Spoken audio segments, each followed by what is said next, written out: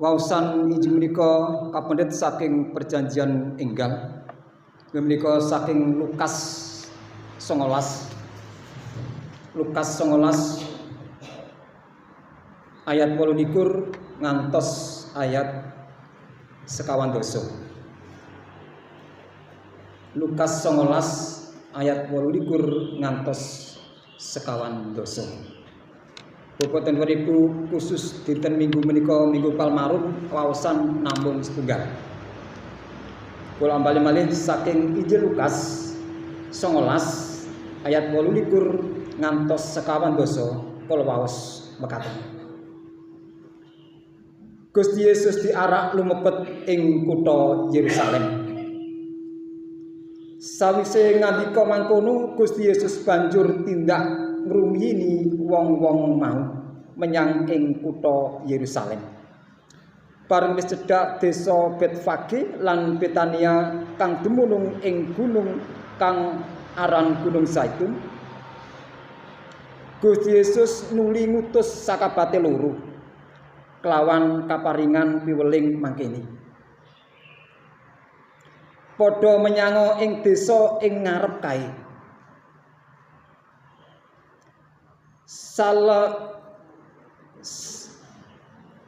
Salebumu ing kono kowe bakal merangguli blokul di cancangan kang durung tau ditunggangi ing wong.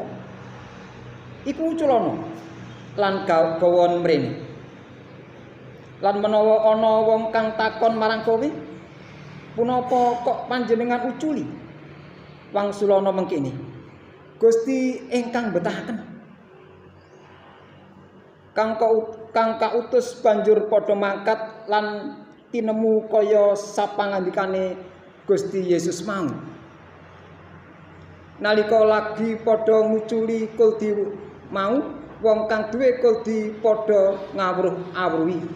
Sebab punapa kuldinipun kok panjenengan uculi? Wangsulane utusan Gusti ingkang betahaken.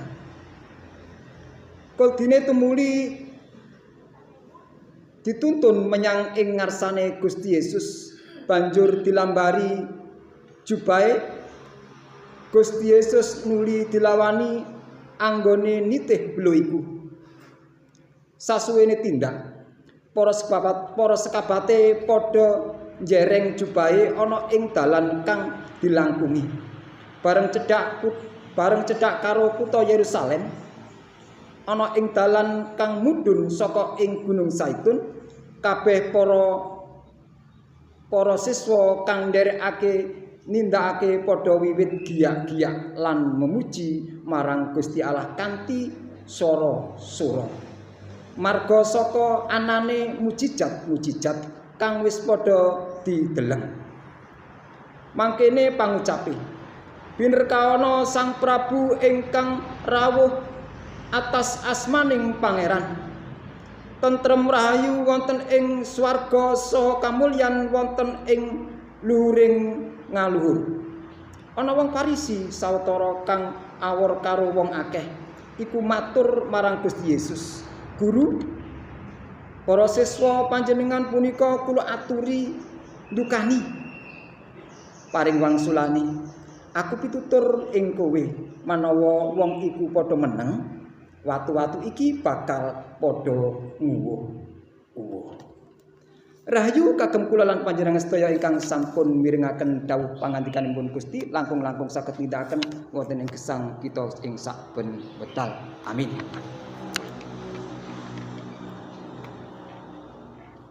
Boboten para ibu ngapunten injing menika raosanipun kula asta mawi basa Indonesia.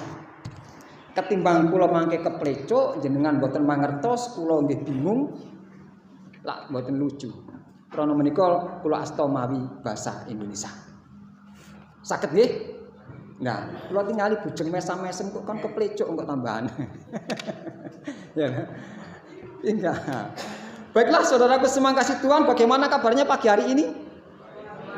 Iya, luar biasa. Saya tadi sebetulnya dari arah ke sana menuju ke sini. Sebelum ke sini disalip sama mbak yang dekatnya, "Pak, Siapa ini? Pak Tarno, wali tapi kok wajahnya familiar sekali, lali. Mbak dari mana tadi tuh? Larangan. Oh, saya kok baru kenal gitu loh, baru tahu gitu loh. Iya. Yang kemarin itu kembar, Mbak ya. Oh, sekarang kembarannya nggak ikut. Oh iya. Ya Mbak, terima kasih, Tuhan berkati ya. Iya. Baiklah Bapak dan Ibu yang dikasihi Tuhan kita Yesus Kristus, sebelum kita bersama-sama akan mendengarkan renungan Minggu Palmarum pada pagi hari ini, ya, dengan yang bertemakan tadi itu menyambut Sang Raja dengan pengharapan yang benar. Jadi kita akan mendengarkan sebuah penjelasan agar kita tidak salah menyambut Sang Raja dengan pengharapan yang benar. Baiklah saudaraku dikasihi Tuhan kita Yesus Kristus, saya ucapkan selamat beribadah Minggu Palmarum. Minggu Palmarum yaitu minggu mengawali pekan suci atau minggu akhir dari minggu Prapaskah. Minggu Palmarum ini yaitu mengenang perjalanan Tuhan Yesus menuju atau masuk ke Yerusalem yang videonya sudah kita lihat bareng-bareng tadi. Kenapa? Kok harus dikenang? Perjalanan Tuhan Yesus kenapa kok harus dikenang? Ya, agar kita semua sebagai pengikut Kristus ini bisa teringat kembali bahwa Tuhan Yesus dalam rangka mentaati perintah Bapaknya, dalam rangka mengangkat dosa manusia, menebus dosa kulolan panjenengan semua. Kita teringat begitu menderitanya Tuhan Yesus, Bapak dan Ibu. Akan tetapi saat ini di Minggu Palmarum ini, Tuhan Yesus berani terus terang menunjukkan bahwa dirinya seorang Mesias. Di dalam kesederhanaannya Tuhan Yesus masuk ke Yerusalem, sederhana sekali. Para muridnya mengatakan inilah raja. Inilah raja. Tapi bukan seorang raja kelihatannya, kan tidak pakai mahkota. Kelihatan sederhana sekali Tuhan Yesus, tunggangannya pun keledai muda. Sederhana, menunjukkan kesederhanaannya. Dan prosesi itu yang disebut dengan Minggu Palmarum. Minggu Palma bisa berarti Parma yaitu suatu kemenangan. Palmarum bisa berarti suatu kedamaian. Palmarum juga bisa berarti kehidupan yang abadi. Di dalam diri Yesus ada kemenangan di sana. Di dalam diri Yesus ada kedamaian di sana. Di dalam diri Yesus ada suatu kehidupan yang abadi di sana. Karena kenyataannya memang Yesus sanggup mengalahkan maut. Dan prosesi penderitaan Yesus itu perlu diperingati sepanjang masa. Setiap tahun ada daun-daun palma. Sekarang ada makna apa? Hikmahnya apa yang harus kita petik di Minggu Palmarum ini? Ada pelajaran yang luar biasa Bapak dan Ibu yang dikasihi Tuhan kita Yesus Kristus. Prosesi di mana Yesus masuk ke Yerusalem. Dari lereng Bukit Zaitun. Perjalanannya ya tidak mudah. Yesus tahu Bapak dan Ibu bahwa ke Yerusalem dia bukan menemukan sesuatu hal yang baik. Ke Yerusalem Yesus akan menderita. Dan di sana akan memulai penderitaannya. Dia tahu bahwa ke Yerusalem Tuhan Yesus akan disiksa. Di Yerusalem Tuhan Yesus akan ditangkap. Dan prosesi di minggu-minggu Prapaskah ini, akhir dari minggu Prapaskah disebut Minggu Palmarum. Akhir dari minggu Paskah. Dan setelah ini nanti kita akan masuk pekan suci. Senin, Selasa, Rabu. Masuk pekan suci. Masuk suatu kesengsaraan penderitaan Yesus. dan nanti ke Jumat Agung sampai ke bangkitannya Paskah. Saudara yang dikasihi Tuhan kita Yesus Kristus, di sini kita diminta untuk bisa meneladani Yesus, taat kepada perintah Bapanya yang di surga. Karena dia berasal dari Bapa, dia harus taat kepada Bapanya. Dia anak Bapa, dia harus taat kepada Bapanya. Ini yang harus kita pegang. Kita memuja dan memuji Tuhan Yesus toh? Ya atau tidak? Bapak dan Ibu memuji dan memuja Tuhan Yesus? Iya toh?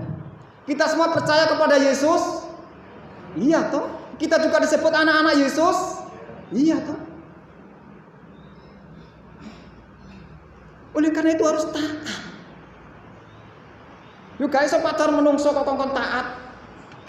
Menungso sak dermo kok daging mek tulang. Sing gawe ngrasani kancane. Ya apa kok taat? Iya, kita sama-sama menyadari memang kita lemah. Akan tetapi kita terus masih diberi kesempatan oleh Tuhan. Saat ini kita diingatkan dengan Minggu Palmarum ini. Itulah penderitaan Yesus. Itulah ketaatan Yesus yang harus kita taati. Karena di dalam Yesus ada kedamaian Bapak dan Ibu. Kalau kita ingin damai, kalau kita ingin bahagia, kalau kita kelak ingin hidup abadi, ya taatlah kepada Yesus. Ini yang penting. Harus kita bisa dan berani menyalipkan ini. Perasaan yang tidak pas dan tidak patut untuk dikatakan, tidak perbuatan yang tidak patut untuk dilakukan, stop, kita akhiri saja. Karena Yesus mampu mengakhiri kehidupannya demi saudara dan saya. Dan Yesus telah memenangkan semuanya itu juga demi saudara dan saya. Saudara yang dikasihi Tuhan kita Yesus Kristus, Tuhan Yesus telah membuktikan dia sebagai seorang raja yang benar-benar raja. Ketika orang-orang Farisi menegur, suruhlah diam para muridmu itu, jangan terus berteriak dan mengeluh-ngeluhkan. Tuhan Yesus berkata apa? Kalau orang ini diam, batu ini akan berteriak. Nggak main-main. Ini membuktikan bahwa kuasa Tuhan luar biasa. Kalau mereka diam, batu pun akan berteriak. Dan orang Farisi tidak membantah toh, berarti mengiyakan. Memang dia adalah raja. Memang dia adalah kuasa. Memang dia adalah sumber dari segala sumber kehidupan. Makanya begitu Yesus berkata, kalau orang ini diam, batu akan berteriak. Orang Farisi diam. Karena kenyataannya demikian. Oleh karena itu saudaraku dikasih Tuhan, janganlah ragu-ragu. Kita terus mengenang minggu-minggu Palmarum, terus sampai ke pekan suci. Ada pelajaran yang luar biasa. Kita diingatkan kembali agar kita taat. Taat. Saling mengingatkan. Tanpa ketaatan hidup kita tidak akan pernah menemukan kedamaian. Percaya atau tidak? Tanpa taat kepada Yesus, taat kepada Allah, hidup kita tak pernah menemukan kedamaian. Percaya atau tidak? Saya tanya Bapak dan Ibu, percaya? Iya. Apa sih yang membuat hidup damai di dunia ini? Tidak ada. Harta, damai sesaat. Habis harta, kita akan sengsara. Akan tetapi di dalam diri Yesus tidak pernah habis. Kedamaian terus mengalir, berkat terus mengalir meskipun tidak berlebihan. Yang penting kan cukup. Ini makna dari sebuah ketaatan. Taat. Taat berarti menuruti segala perintah. Taat berarti senantiasa hormat kepada siapa yang memerintahkan. Dimanapun. Bapak dan Ibu, kalau kita lihat video tadi, sebetulnya yang mengeluh-ngeluhkan Yesus termasuk orang-orang Farisi kan? Yang ikut mengarak Tuhan Yesus. Mereka berteriak, Hosana, puji Tuhan. Diberkati Raja yang datang dari Allah Bapa, dari surga. Semua berteriak Bapak dan Ibu, bukan hanya murid Tuhan Yesus. Semua berteriak. Memujikan dan memuliakan Yesus. Akan tetapi apa yang terjadi, tidak lama kemudian mereka semua berbalik. Bukan memuji Yesus, mereka berbalik, berteriak, salibkan dia dan salibkan dia, salibkan dia. Karakter manusianya timbul. Pada awalnya dia puji Tuhan. Pada awalnya Hosana, Raja diberkati. Pada awalnya berteriak, puji Tuhan. Tetapi tidak lama kemudian, karena Tuhan Yesus tidak seperti yang mereka harapkan, dia kecewa. Dan akhirnya salibkan dia, salibkan dia, salibkan dia. Karena apa? Karena mereka memandang Yesus dan berharap agar Yesus bisa melepaskan mereka orang-orang Yahudi dari belenggu penjajahan, dari belenggu tekanan bangsa Romawi, dari belenggu tekanan pemerintah Romawi. Dengan harapan percaya memuji Yesus, suatu ketika dia dimerdekakan dan dibebaskan sesuai dengan keinginannya. Dan ketika keinginan itu tidak tercapai, mereka berbalik menjadi pengkhianat. Dan berteriak bareng-bareng, salibkan dia, salibkan dia, salibkan dia. Saudara yang dikasihi Tuhan kita Yesus Kristus, saat ini kita bareng-bareng memuji Tuhan. Kita bareng-bareng berkata Hosana, kita bareng-bareng berkata haleluya, kita bareng-bareng berkata Tuhan Yesus Raja kita. Bareng. Harapan kami lepas dari gereja, kita tetap memuji Tuhan. Harapan kita bersama lepas dan pulang dari gereja, kita semua terberkati. Harapan kita semua lepas dari gereja, kita semua mendapatkan suatu kehidupan damai dan sejahtera apapun kondisinya, apapun pergumulan hidupnya. Enteng dan berat beban hidup ini tergantung di dalam bagaimana kita menata dan memanajemen sebuah persoalan itu dengan baik. Jangan sampai hari ini kita berteriak puji Tuhan. Jangan sampai hari ini kita berteriak haleluya. Tidak lama kemudian ketika kita terhimpit persoalan, berkata, Tuhanku tidak adil.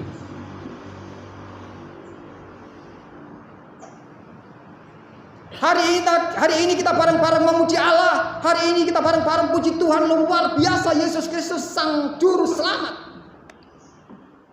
Akan tetapi ketika kita mentok pada suatu penyelesaian persoalan, kita harus berbaku hantam.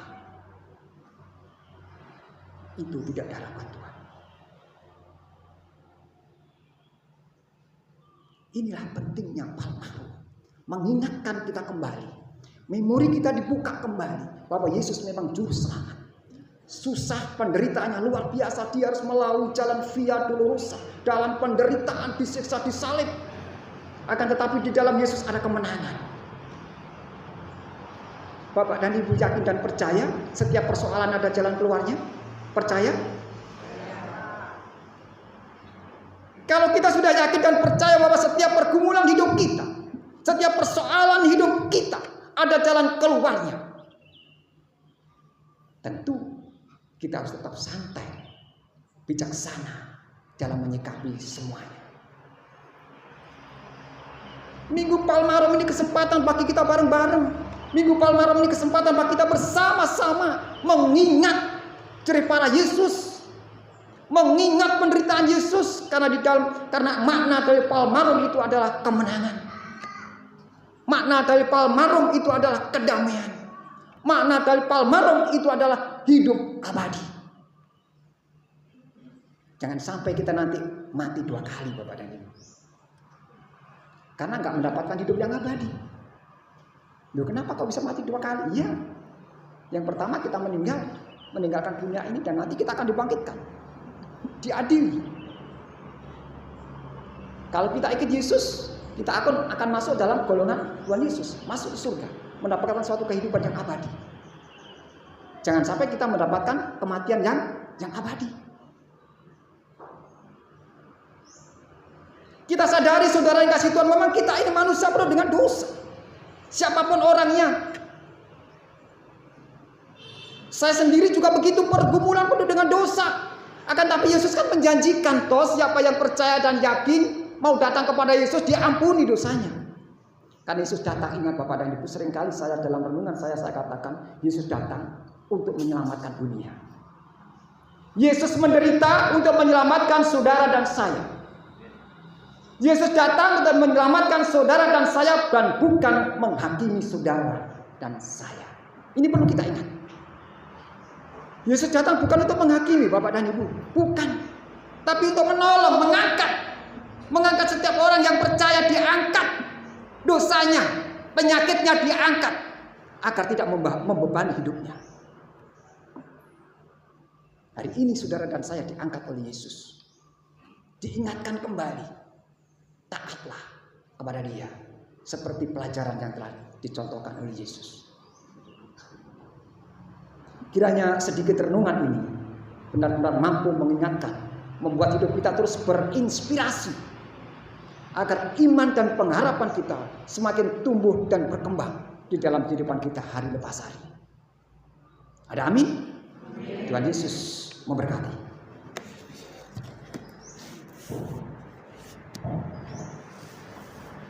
Kita sama-sama mengambil saat itu.